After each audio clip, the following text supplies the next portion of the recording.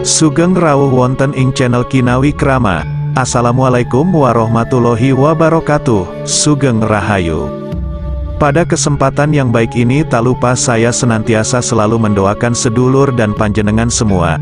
Semoga selalu diberi kesehatan dan kelimpahan rezeki. Amin.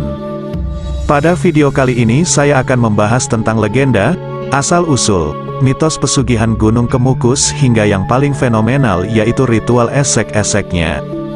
Sebelum pembahasan ini saya lanjutkan, saya berharap dukungan Anda dengan cara subscribe, like, komen dan aktifkan tombol lonceng notifikasinya, agar silaturahmi ini tetap terjalin. Mari kita simak bersama tayangan video ini supaya dapat jawaban lengkap dan tidak terjadi gagal paham. Gunung Kemukus sudah lama kondang dengan kemistisan yang melingkupi gunung tersebut. Banyak orang datang untuk berziarah dan menjalankan ritual demi satu tujuan, yaitu mencari kekayaan.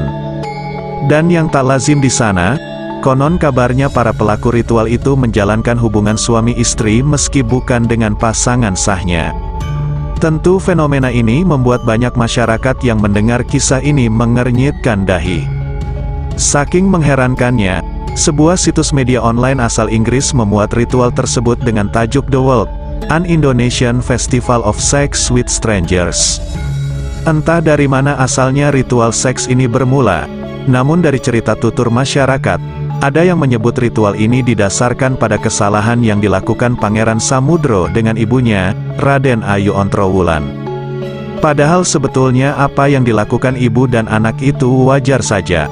Hanya saja ada pemelencengan dari sejarah atau riwayat yang melibatkan Pangeran Samudro dan ibundanya tersebut.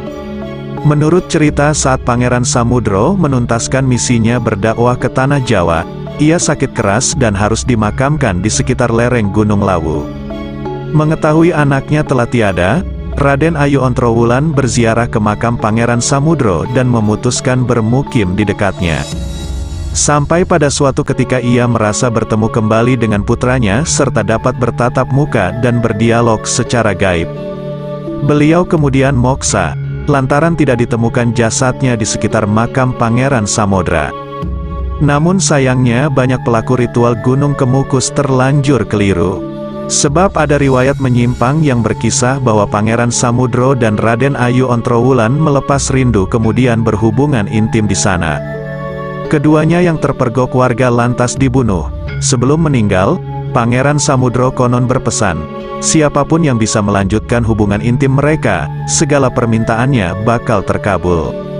Untuk menyempurnakan ritual, apabila ingin ngalap berkah atau permohonannya terkabul, maka orang yang datang ke makam Pangeran Samudro harus melakukan ritual berhubungan intim dengan lawan jenis yang bukan suami atau istrinya selama 7 kali dalam 18 hari.